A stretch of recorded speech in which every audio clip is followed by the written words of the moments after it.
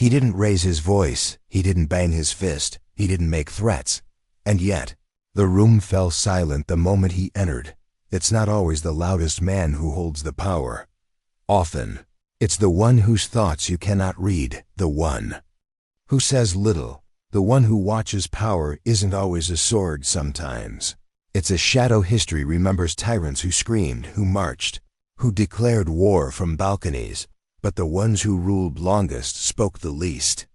Their control didn't come from brute force, it came from obscurity, from silence, from the art of letting others underestimate them. Until it was too late. We live in an age obsessed with transparency. Everyone is always speaking, posting, explaining, exposing. But what if the real power isn't in what's said, but in what's withheld? Niccolò Machiavelli understood this long before social media, before mass surveillance, before the 24-hour news cycle, born into the chaos of Renaissance Florence.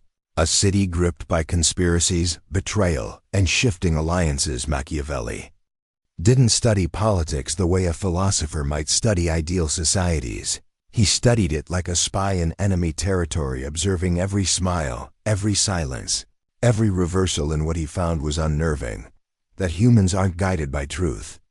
They're guided by perception, by fear, by ambition, and by manipulation. Subtle, calculated manipulation. He didn't write The Prince as a guide for tyrants. He wrote it as a survival manual for those surrounded by them. He showed that the most effective power doesn't demand attention. It works in silence, it plans in ambiguity.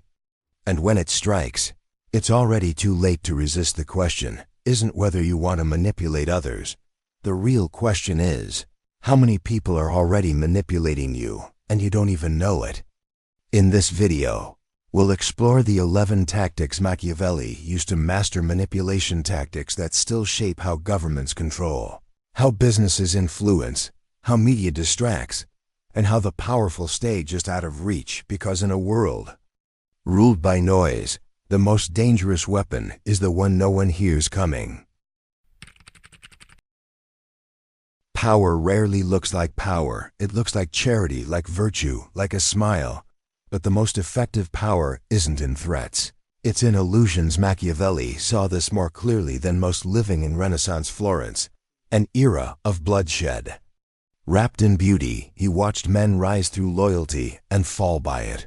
He saw how those who claimed to stand for the people often served only themselves, and how public goodness could be the perfect costume for private domination. To Machiavelli, the fatal mistake wasn't evil, it was naivety. It was assuming that what someone seems to be is what they are. He wrote, "Everyone sees what you appear to be. Few experience what you really are." That line is more than a warning, it's a blueprint, because appearances, Machiavelli realized, are not reflections of power. They are instruments of power, the polished words, the staged compassion, the practiced humility. They are not truth. They are tools. And in the hands of those who understand this, they become weapons in today's world. It's tempting to believe that we've evolved beyond this. We associate power with democracy, with visibility, with choice. But Machiavelli would argue we've simply modernized the illusion. Look closely. Political leaders no longer parade as tyrants. They present as relatable, flawed, authentic. billion-dollar corporations sell sustainability and social impact, while exploiting labor behind the scenes. Tech CEOs wear hoodies instead of suits, speak of freedom while engineering dependency. The power hasn't disappeared. It's only changed shape, because in both Machiavelli's Italy and our digital age, the game remains the same. Make them believe you're one thing, while you quietly move toward something else. This is what Machiavelli meant when he urged rulers not to focus on what should be, but on what is. He had no patience for utopias. He didn't write for philosophers in ivory towers. He wrote for survivors, for realists, for those who understood that appearances must be manipulated. Because truth alone won't protect you. He watched leaders fall because they believed in the honesty of others, because they refused to wear the mask. In Machiavelli's Florence, alliances shifted in the time it took to pour a glass of wine. One moment you were honored, the next exiled, poisoned. betrayed. He saw it happen to the Medici, to Savonarola, to himself. And so he wrote The Prince. Not as a celebration of deception, but as a confrontation with reality. The reality that power flows not to those who are just, but to those who know how to appear. Just that people don't follow truth. They follow confidence, myth, the story.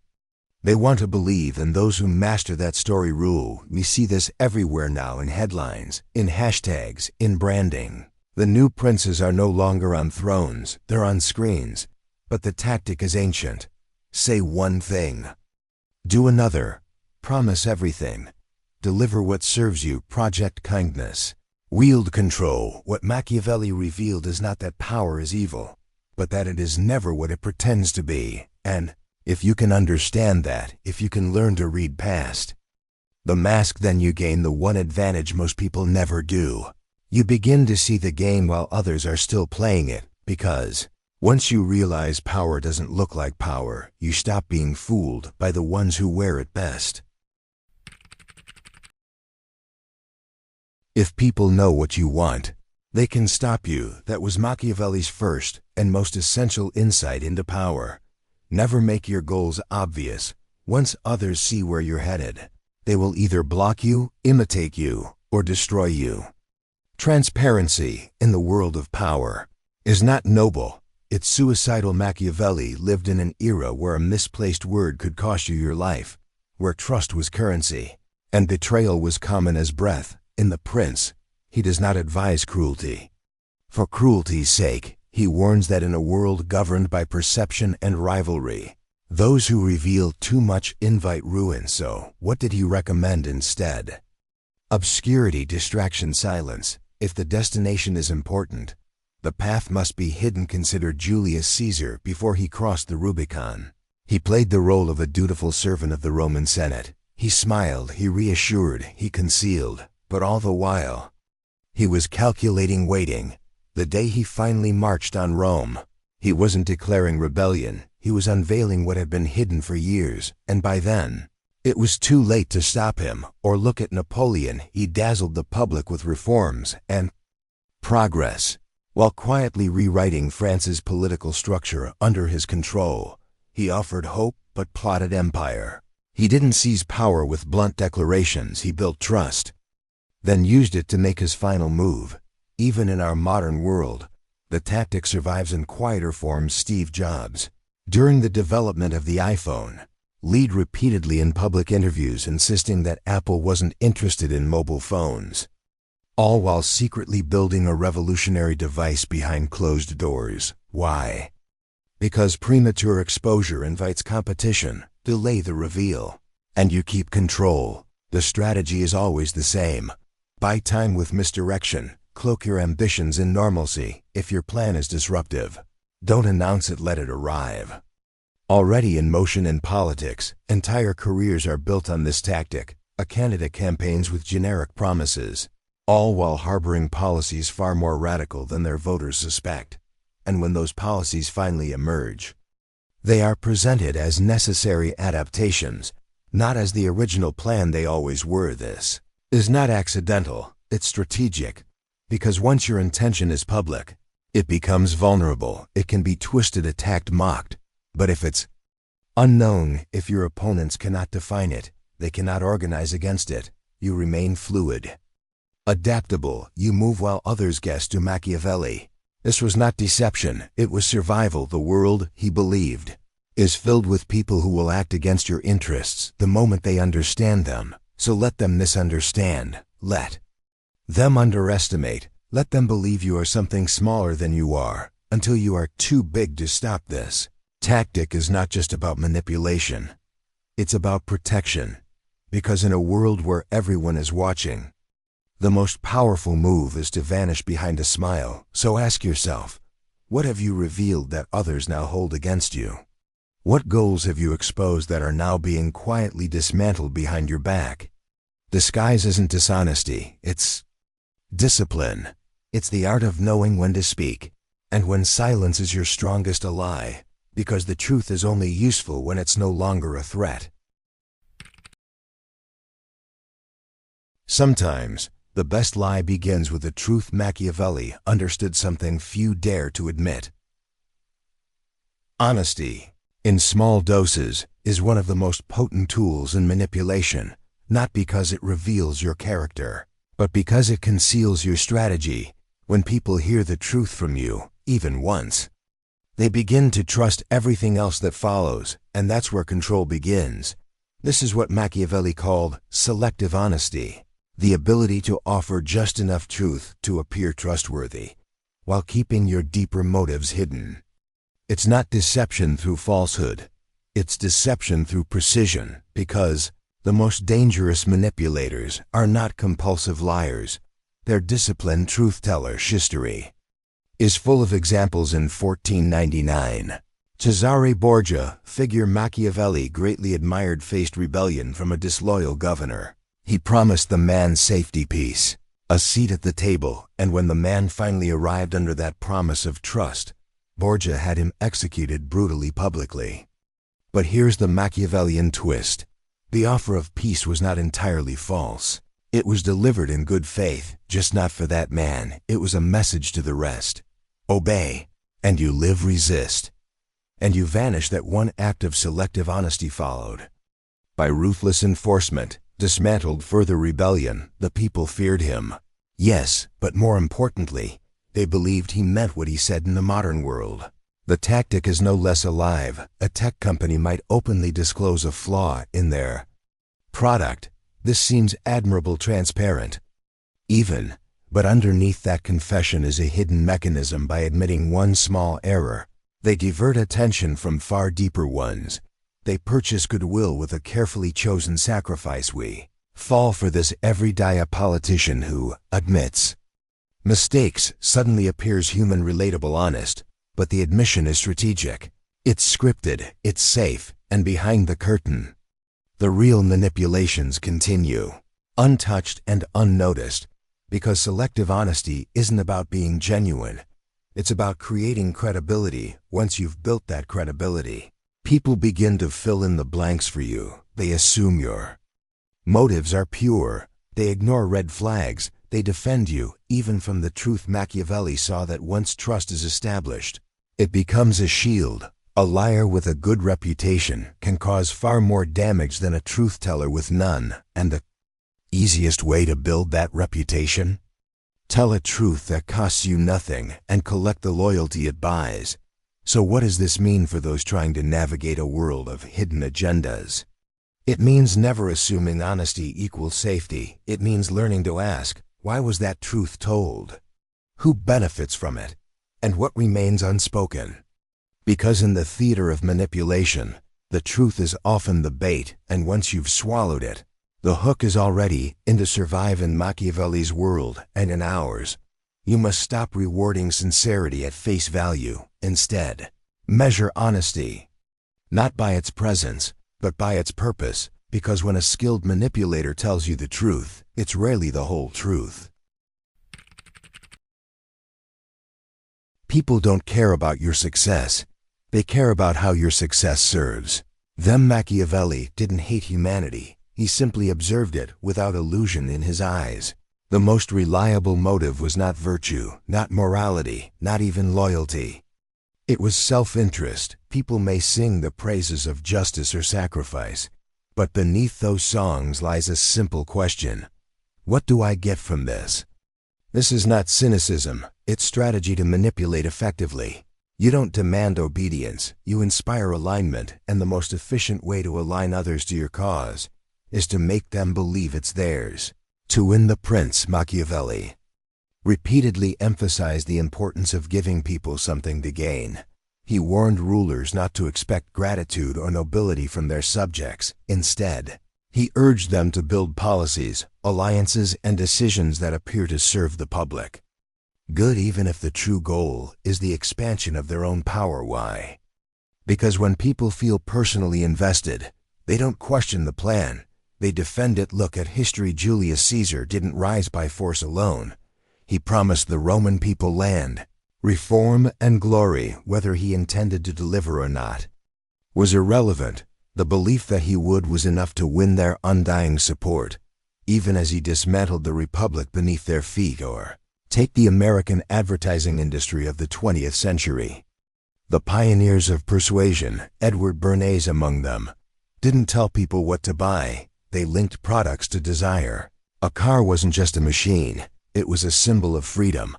A cigarette wasn't just tobacco, it was empowerment. The message was never, "Do this for us." It was always, "Do this for yourself." Today, political campaigns use this tactic as standard practice. Politicians wrap their policies in language that flatters the individual. You're not voting for them, you're voting for your children, your country, your legacy, and so millions of people invest in causes they don't fully understand, simply because they feel like the hero in the story. Machiavelli would have smiled at this, would have known that power is rarely taken, it is given away by people who believe they're acting on their own behalf. So how do you protect yourself in a world like this?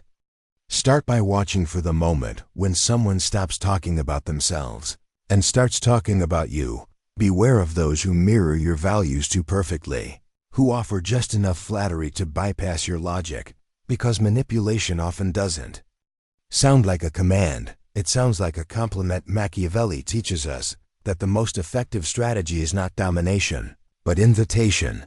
If you can make someone feel that your rise is their rise, you won't just gain their approval, you'll gain their loyalty, and loyalty, once fused with self-interest, is nearly impossible to break. So remember, when someone says, "This is for you," ask what they're building for themselves behind the curtain, because in the hands of the manipulator, your desires are just another lever of control. The most subtle chains are the ones people wear willingly. Machiavelli didn't just study how power is seized. He studied how it is maintained, and at the core of that maintenance is one timeless tactic: dependency. If someone needs you to survive, they will never betray you, not out of love, not out of respect, but out of necessity. He wrote, "It is much safer to be feared than loved, if one has to lack one of the two. But there's something even more powerful than fear: reliancia." Prince Machiavelli said, should never allow anyone around him to become self-sufficient. If your allies, advisors, or even enemies begin to think they can thrive without you, they will leave you, or worse, replace you. But if their success is tied to your survival, their loyalty is not optional, it is instinctive. History proved him right. Take Cardinal Richelieu, the French statesman who consolidated power under Louis XIII. He didn't rule through charm. He ruled by making sure every noble, every general, and every rival owed their position to him, and if they forgot, he reminded them with exile or execution. He built a system so intricate that even the king was partially bound by it. Or look to the modern corporate world. Why do so many workers stay in jobs that slowly destroy them? It's not laziness, it's architecture. Modern institutions offer just enough healthcare, just enough promotion, just enough perks to keep people tethered. It's dependency disguised as opportunity, not free. You're managed. The best manipulators understand this. They offer favors with hidden strings. They solve problems they themselves created. They give you resources, and quietly ensure those resources only flow through them. So when you try to walk away, you realize you can't, because your comfort has been weaponized. Your access has been engineered. Even relationships can function this way. The manipulative partner isn't always the loudest. Sometimes they're the most generous, the most dependable. Until you wake up one day and realize your decisions no longer belong to you, that every choice you make must pass through their influence. Machiavelli would argue that once you become the center of someone's map, the source of their income, their reputation, their survival, they will defend you, not because they admire you, but because losing you would unravel them. So how do you resist? By building autonomy before it's too late, by asking yourself who you rely on, and who relies on you, and most importantly, who benefits from keeping it that way. Because dependence feels like safety until it becomes your cage. And Machiavelli knew A prince who frees his subjects too much will one day be ruled by them. But the prince who keeps them needing him will never be alone at the top. United people are dangerous. Divided people are manageable. Machiavelli saw it clearly in times of peace. Leaders pretend to bring people together, but when power is at stake, the clever prince does something very different. He divides, not with war, not always with violence, but with careful psychological lines, and once the population is fractured, control becomes effortless.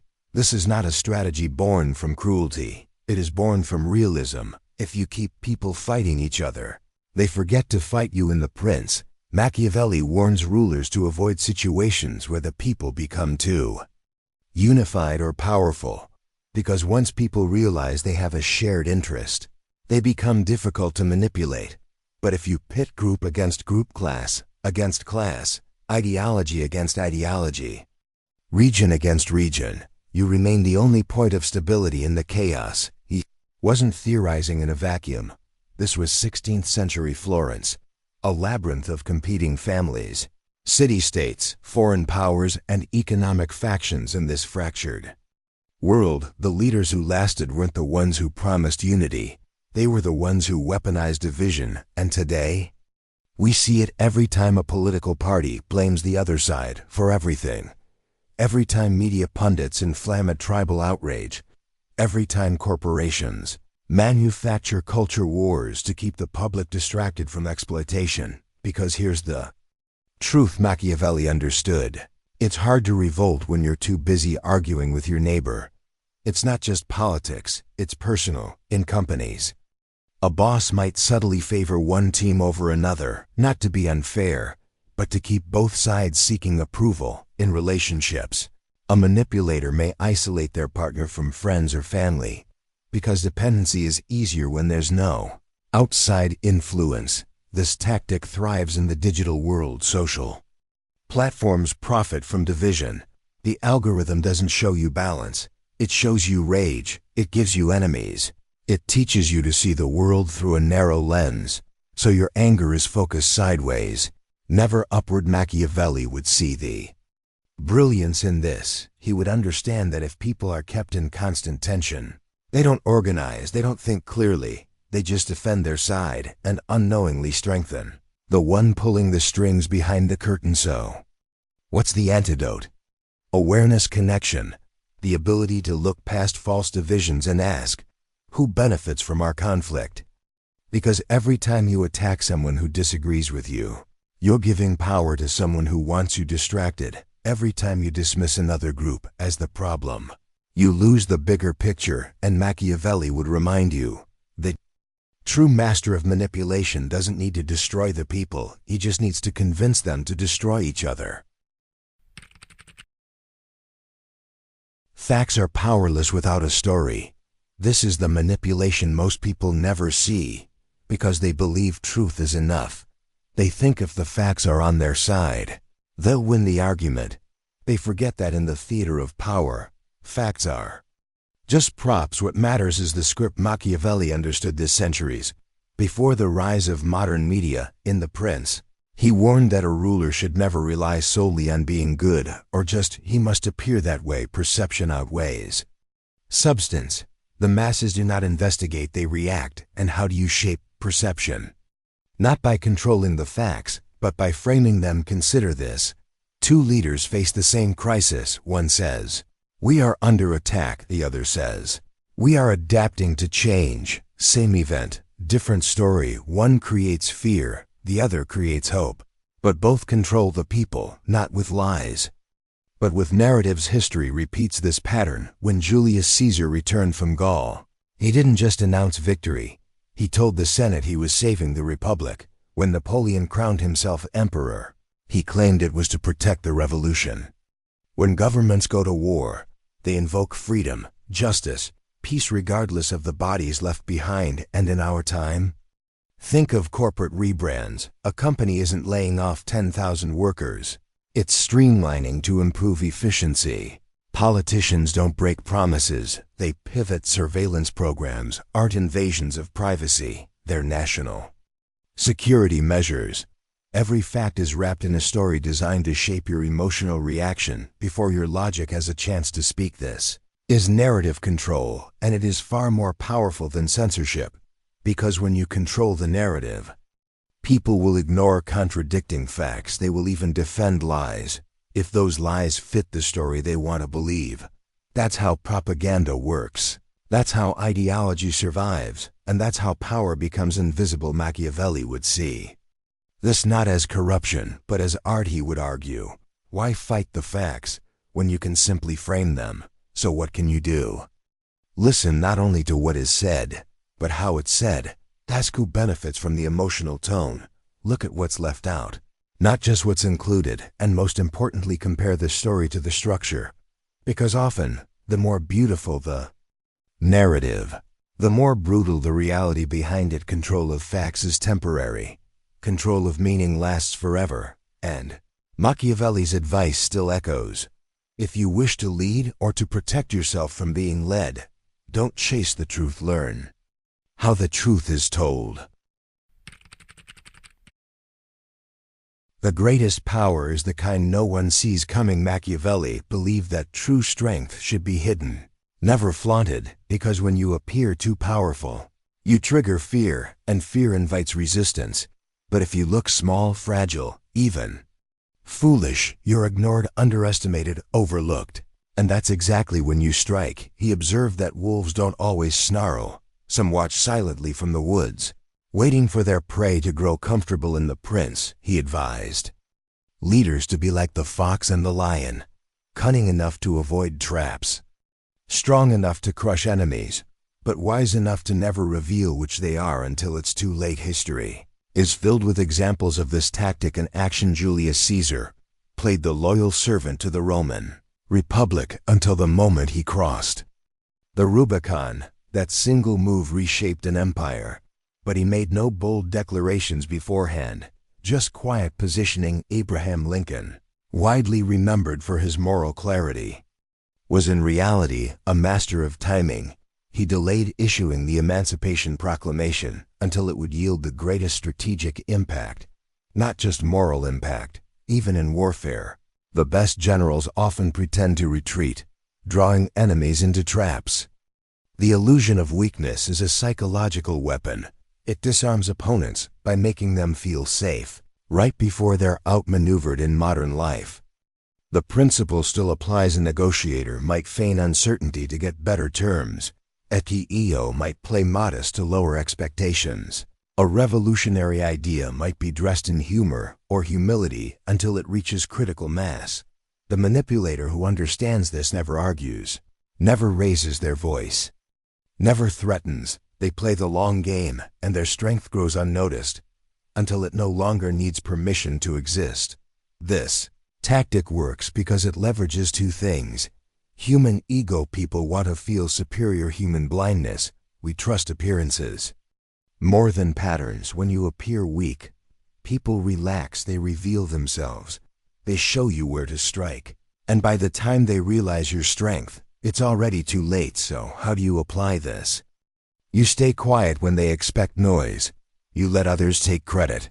While you build leverage, you let them dismiss you until dismissal becomes dependence. Machiavelli would remind you, if they underestimate you, don't correct them. Smile, step aside, and sharpen your strategy, because there's no alarm louder than the silence before collapse, and no victory sweeter than one they never saw coming. Most people carry morality like a compass. Machiavelli carried it like a knife to him. Ethics were not fixed principles. They were instruments, tools to shape perception, win trust, and justify action. The question was never, is this right? The question was, will this work? In The Prince, Machiavelli writes that a ruler must learn how not to be good, not because he admired evil, but because he understood reality. People judge based on appearances, not actions. If you appear moral, you will be praised. If you are moral but fail, you will be forgotten. This wasn't cynicism, it was strategy. He saw that morality is a language, and every audience speaks it differently. To manipulate, you don't abandon ethics, you borrow them. You reflect back whatever values your followers already hold, and use those values as leverage. History rewards those who do this well: leaders who wage war in the name of peace, corporations who exploit in the name of sustainability, empires who colonize in the name of civilization, movements who suppress dissent in the name of justice. All of them draped in virtue, all of them applauded, at least for a time, because when morality is used as a weapon, it's nearly unstoppable. It silences critics, it recruits the obedient, it transforms violence into heroism, and coercion into law. But there's a darker layer. When people are taught that good intentions justify any method, they can be made to believe lies, commit crimes, even kill, so long as the cause feels righteous. That's the power of moral manipulation. It doesn't ask you to betray your conscience. It teaches you to redefine it. This is why Machiavelli was feared. Not because he told people to be cruel, but because he told the truth about how cruelty is disguised. He would say, if you want to master power, learn how to speak the moral dialect of your time fluently. Speak of freedom while building prisons. Speak of equality while consolidating control. Speak of love while demanding obedience. The words will shield you while the outcomes unfold too. Protect yourself from being manipulated. Ask, is the moral language backed by sacrifice or by gain? Is the person invoking virtue consistent, or are they selective? Do their actions align with their values or just their audience? Because once morality becomes a mask, it's not the truth we follow, it's the performance and the one who writes the script. They're not burdened by morality, they're using it to win. To rule minds. First, make them lean on you. Machiavelli understood a critical truth. Power isn't about commanding people. It's about making them feel like they can't function without you. In The Prince, he advised leaders to be the source of security, opportunity, and fear, but most importantly, to engineer dependence, subtle, slow, and irreversible. How do you do it? First, give generously. Solve problems no one else will provide: stability, identity, or purpose. You become the answer, the savior, the center of gravity, and then, just as they grow comfortable, you pull away. This creates psychological chaos. Suddenly, the person, the group, the system that offered certainty becomes silent. The brain panics, the need intensifies, and in that void, the subject will come closer, cling harder, concede more, just to regain the connection. This tactic is timeless in the Renaissance courts. Machiavelli studied. Rulers often gave nobles wealth and titles, then revoked them without warning. The goal wasn't punishment, it was control. The nobles would crawl back, more loyal than ever, terrified of losing status again. In modern politics, we see this in stimulus programs, emergency powers, public services expanded before election cycles, then strategically cut. The message is clear. Your comfort is conditional, and the source? Always the one who pulls the strings, even in relationships. The dynamic repeats. Manipulators give intense attention, love bombing, validation. They build you up, and then disappear. The silence isn't random, it's designed. It makes you question yourself, and once you're hooked on their presence, you're vulnerable to their control. Machiavelli didn't invent this, he just name dive. Understood that dependence leads to obedience. People won't rebel against what they need. They'll rationalize, they'll adapt, they'll protect the very thing that enslaves them, because it feels safer than uncertainty. So what's the defense? Never let your peace depend on someone else's presence. Never let your sense of worth come from external validation. And never forget that withdrawal is often a tactic, not a weakness. When someone gives you everything, ask why when they take it away. Watch what they expect in return, because the one who controls your needs controls you. And as Machiavelli would whisper, better to be feared than loved, if love makes them free. But best of all is to be needed, because need will make them love their chains. Unity is strength, so if you want control, break it. Machiavelli believed that the most dangerous thing to any ruler wasn't an external enemy, it was an internal alliance. a group of people who trusted each other more than they feared the throne. When people unite, they become unpredictable, uncontrollable, and that is when the powerful become vulnerable. So, what do? You don't crush them with violence, you turn them against each other, quietly. In The Prince, Machiavelli advises leaders to foster division among subjects, to keep power concentrated and rebellion disorganized. This wasn't about chaos for its own sake, it was strategic disunity, a balance of fear, rivalry, and self-interest that prevents coordination. This tactic has echoed across history. The Romans practiced divide et impera, divide and conquer, by supporting rival tribes, playing enemies against each other, and funding factions that kept regions too distracted to resist Rome itself. Colonial powers did the same. The British Raj deepened divisions between Hindus and Muslims in India and Rwanda. Colonialists institutionalized differences between Hutus and Tutsis, planting seeds that would one day explode into genocide. And modern politics? We see polarization not as an accident, but as a function. The more citizens are locked in cultural wars, identity conflicts, and partisan rage, the less they question who's actually writing the laws, the less they notice the wealth gaps. The surveillance, the slow erosion of freedom division blinds. It redirects anger downward or sideways, but never upward. Corporations use it too. Departments in internal competition rarely rebel against leadership. Employees busy defending turf don't have time to organize or demand better, even in relationships. This tactic appears a manipulator might isolate their target, sow mistrust among friends, create jealousy and rivalry. Why? Because isolation makes influence easier. The more fractured your support system, the more dependent you become on them. Machiavelli's genius wasn't cruelty, it was clarity. He knew people longed for unity, but could be made to fear each other more than they feared oppression. So he asked, why fight the crowd when you can make the crowd fight itself? To resist this tactic, you must ask, who benefits from our division? Whose power grows when we turn on each other? And what shared enemy are we forgetting while we fight among ourselves? Because the moment we see each other as threats, we forget the real manipulator, and by the time we realize, we've already been conquered.